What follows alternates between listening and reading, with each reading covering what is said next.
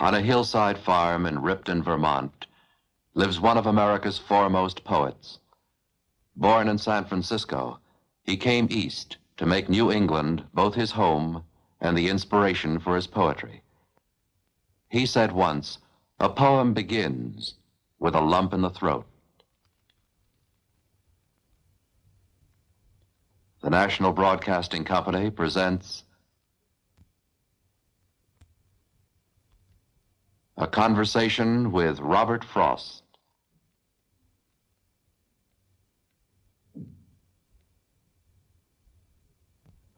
And Bela Kornitzer, Hungarian-born author of the book American Fathers and Sons.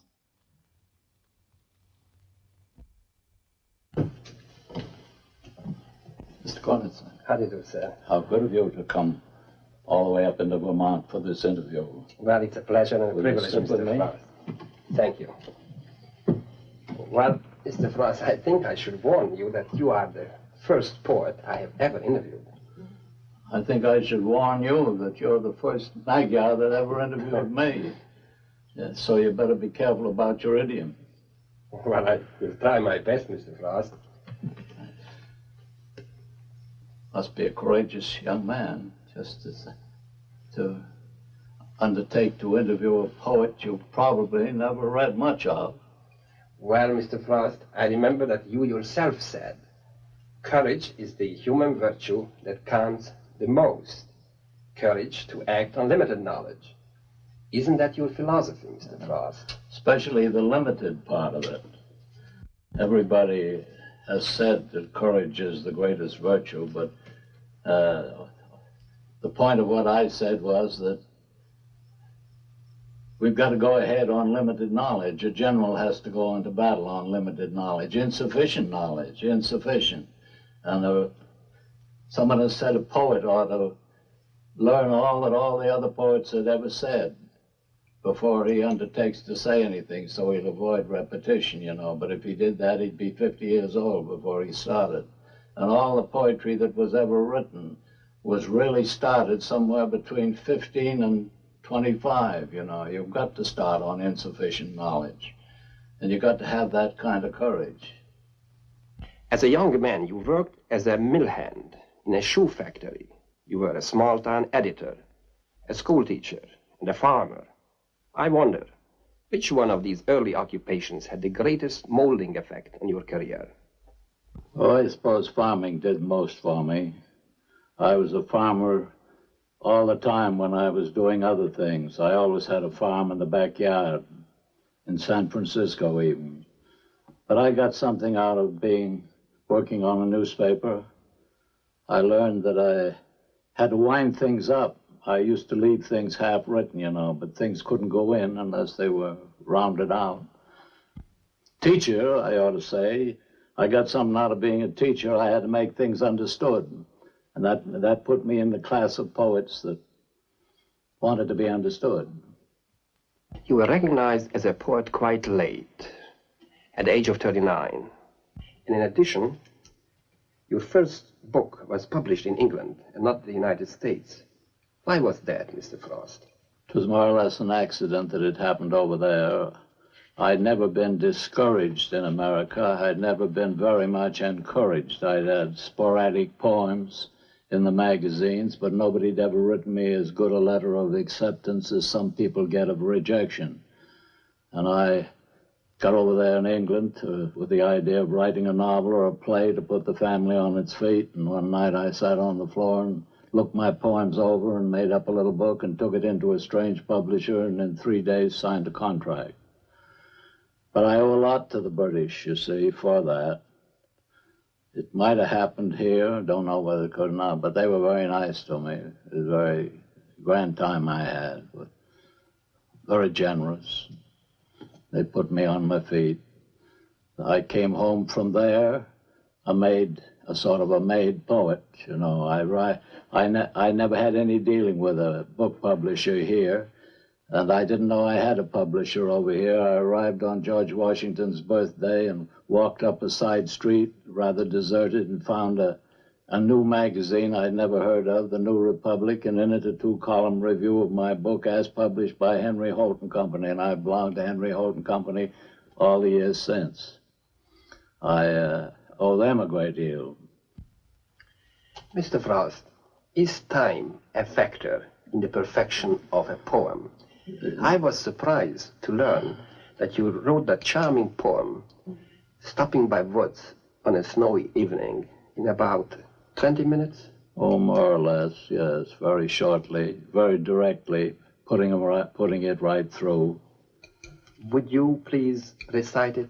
You want to hear me say that? Certainly. Yeah. Stopping by woods on a snowy evening. Whose woods these are, I think I know. His house is in the village, though. He will not see me stopping here to watch his woods fill up with snow. My little horse must think it queer to stop without a farmhouse near, between the woods and frozen lake, the darkest evening of the year. He gives his harness bells a shake to ask if there is some mistake.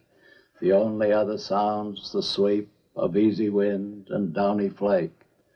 The woods are lovely, dark and deep, but I have promises to keep, and miles to go before I sleep, and miles to go before I sleep. It is beautiful.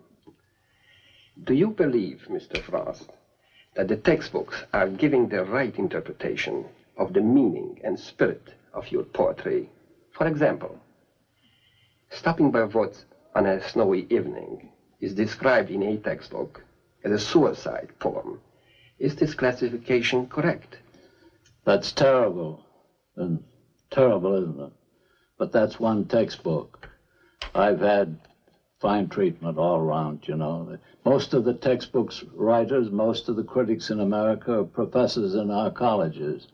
And one good third of my living has come from them. They've spread my books around, they've been my public, and I don't read reviews very much, but I get them by word of mouth, you know. People tell me I've been treated too well.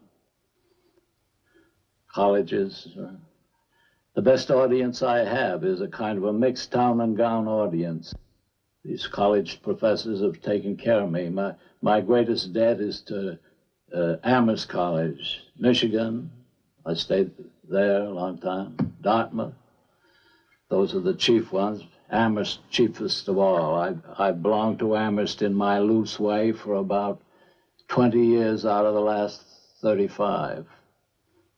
Been member of the faculty without too much to do, except write my own poetry. You know how it is in the old world. You look for patronage, you've come from there. You look for patronage from the great people, the lords and everything. We get our patronage cheaply for literature in this country from the colleges. That wasn't so 40 years ago. That's something that's come on in my lifetime. But I've lived on colleges, you might say, and on Henry Holt Company. You are labeled by essayists and critics nature poet, New England Yankee, symbolist, I think humanist, skeptic, anti-Platonist, and as many other things. Which one of these labels do you consider to... I don't pick out any single one. I take them all. Take them and put my arms around them. Well, what kind of poet do you consider yourself, Mr. Frost? Old as I am, I'm not self-conscious enough to tell you. I like all that. I like to be called a humanist, I guess, pretty well, though I'm not strictly a humanist. I guess I'm not a nature poet. I've only written 2 poems without a human being in them. Only 2. All my poems have got a person in them. Can a man as sensitive to nature as you are believe that nature is essentially kind? I know it isn't kind. As Matthew Arnold said, nature is cruel. It's man that's sick of blood, and man doesn't seem so very sick of it. Nature is always more or less cruel. Shall I tell you what happened once on a porch of a professor, minister he was to? The war was going on.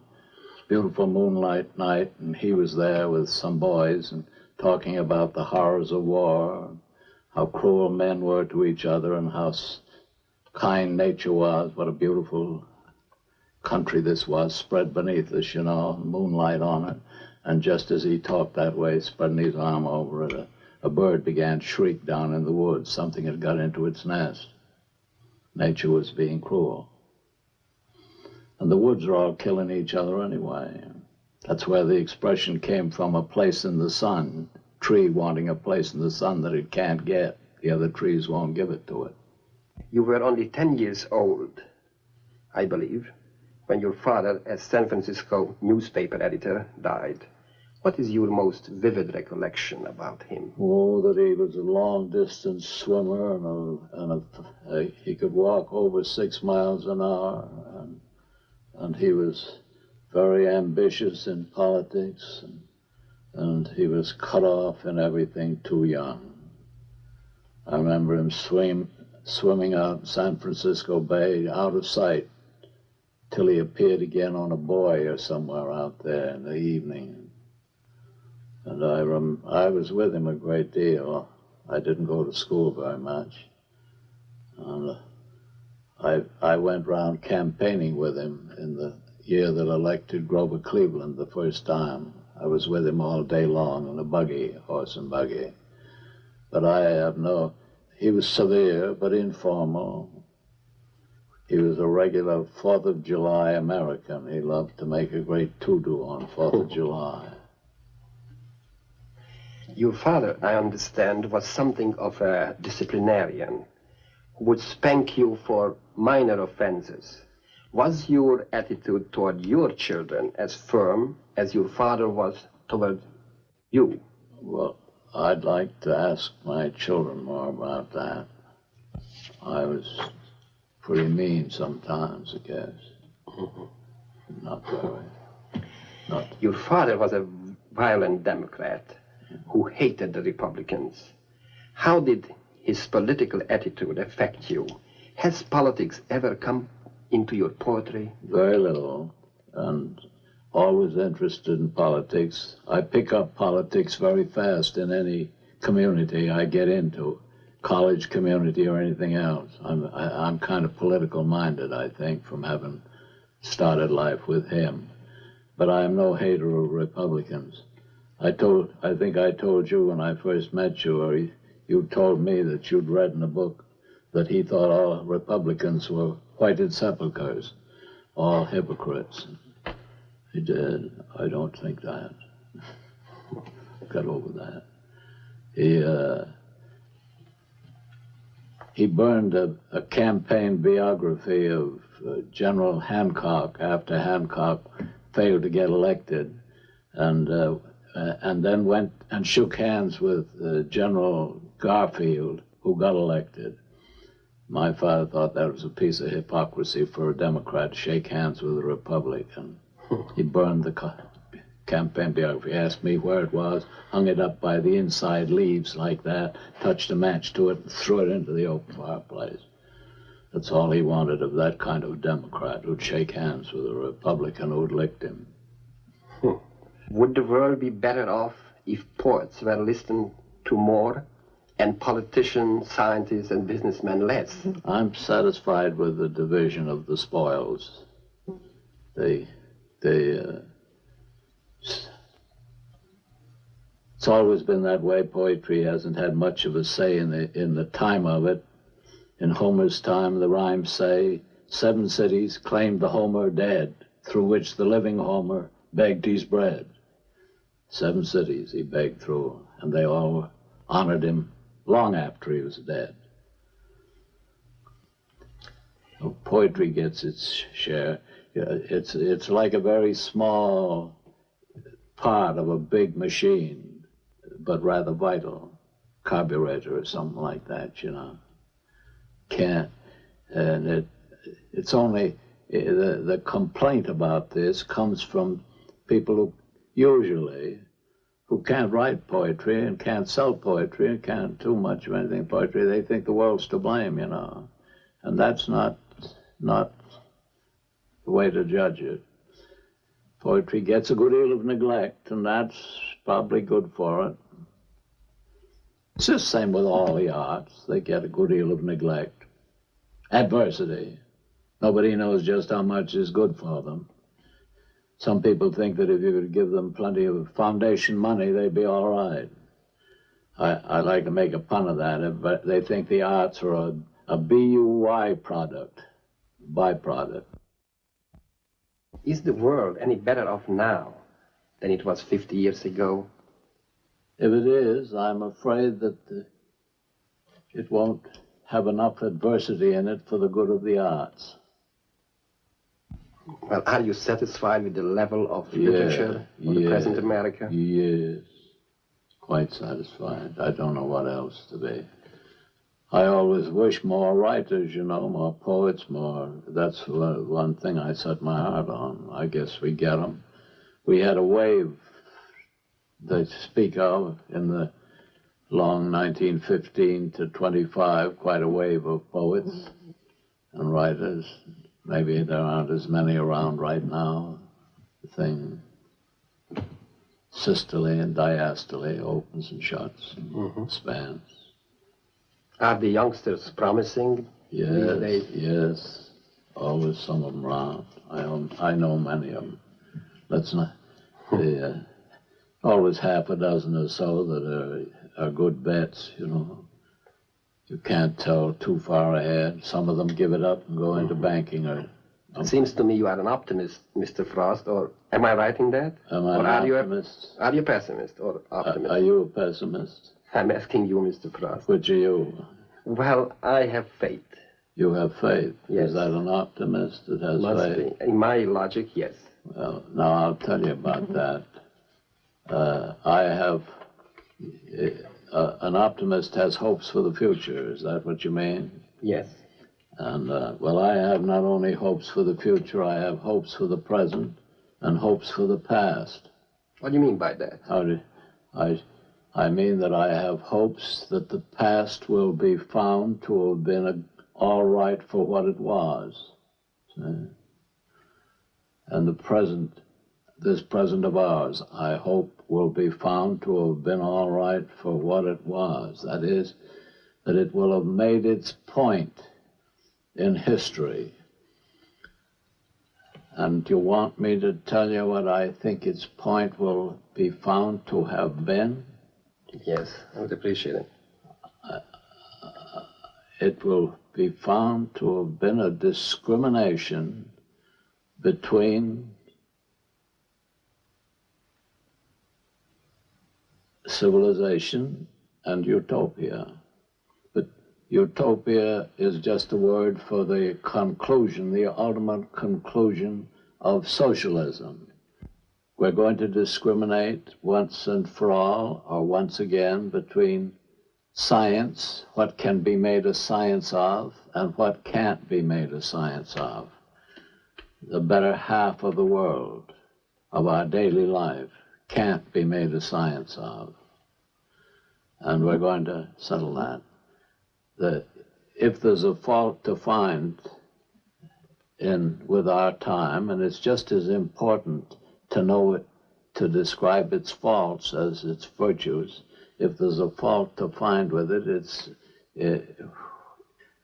science's failure to do all that it is expected of it. See, science has been led to expect more of itself than it can perform. We've been led to expect more of science than it could perform. And science, you'll hear a confident scientist say that science has gone so far that you don't dare to say how much further it might not go. But right here and now, I'm telling you that there's a whole half of our lives that can't be made a science of, can't ever be made a science of. And we're going to know more about that before we get through this period. That's what it'll be remembered for. In the introduction of your complete poems, published in 1949, you said Mr. Frost. Well, I will attempt to memorize it. It's a most remarkable statement. You said, I have given up my democratic prejudice and now willingly set the lower classes free to be completely taken care of by the upper classes. You said further, if I'm right, correct me, political freedom is nothing to me. I bestow it left and right. Am I correct? That's what you said. Just what did you mean by that? It's not too clear to me. There are two things there. I'm being pretty fresh, talk that way about the lower classes, but I noticed that I'm made responsible to take care of the lower classes by withholding part of their pay every week so they'd be sure to be insured. And I meant that. And then when you go on further with that, I myself don't care too much. I'm glad of any political freedom they give me. But what I'm interested in is not political freedom. I'm interested in the liberties I take. I see. Here and elsewhere. Always. It was expressed in some of your poems very vividly, this philosophy which you just said. One called the Drumlin Woodchuck, that, for instance, is about a man's making his own freedom and his own security, I suppose you're talking about. See, the upper classes are supposed now to provide the security of the lower classes, just as if this wasn't a democracy. I'm talking like... I see. We would be very happy to hear this poem, Mr. Frost. You want to hear the poem? I would love it. This woodchuck talking, groundhog, some people call it. The woodchuck says, my own strategic retreat is where two rocks almost meet, and still more secure and snug, a two-door burrow I dug. With those in mind at my back, I can sit forth exposed to attack, as one who shrewdly pretends that he and the world are friends. All we who prefer to live have a little whistle we give, and flash at the least alarm we dive down under the farm. We allow some time for guile, and don't come out for a while, either to eat or drink. We take occasion to think. And if after the hunt goes past, and the double-barrel blast, like war and pestilence and the loss of common sense, if I can with confidence say that still for another day and even another year I will be there for you, my dear, it will be because though small, as measured against the all, I have been so instinctively thorough about my crevice and burrow.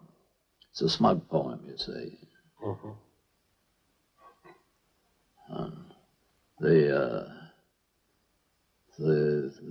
Another poem I won't recite to you. I speak of the three covers you have against too much. There's too much, you know, the universe is too much. First you got your skin, then you got your clothes, then you got your house walls, and then you got your fences, and then you got your national boundaries. You said 3 covers, Mr. Frost. Well, I got a dozen of them. I've given you some extra measure.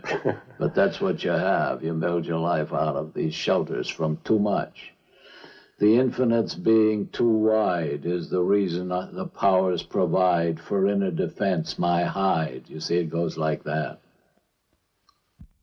You have said originality and initiative are what I ask for my country. Did you mean this to apply to poetry or to American life in general? American life in general. What I was asking for was the freedom, the greatest freedom, the freedom to originality and initiative. One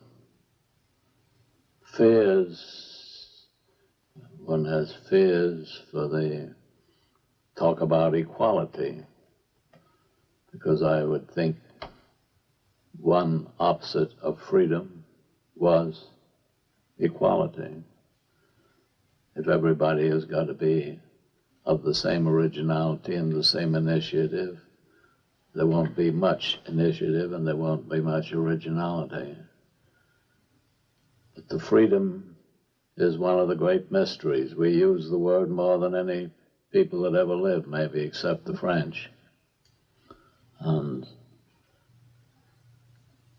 when you think that you have to give up a certain amount of liberty for equality, maybe you want to give up some for some equality. Difficulty is deciding how much. But the liberty is always there to break through everything. And that's what you want it to do. It's the breaking force. Emerson said that God would take the sun out of the skies as soon as he'd take the freedom out of a man. That's in the breast of man. And all our history is about that. Byron says somewhere that freedom is brightest in dungeons. He says, brightest in dungeons, liberty thou art, because there thy habitation is the heart. But that's a hard kind of liberty to endure. We're talking about a common liberty that sets us free to do things and make a personality of our nationality. I'm an internationalist in the same way as I'm an interpersonalist. I don't care about spending much time with people who haven't a definite personality. I'm that kind of an equalitarian. I like to mix with my equals, people who have as much personality as I have. And I want my country to be of a marked nationality that will be felt by all the other nationalities, so that there can be a real internationalism, not a conglomeration, not a cornmeal mush of the world. What we live by mentally, what our mental fodder is differences.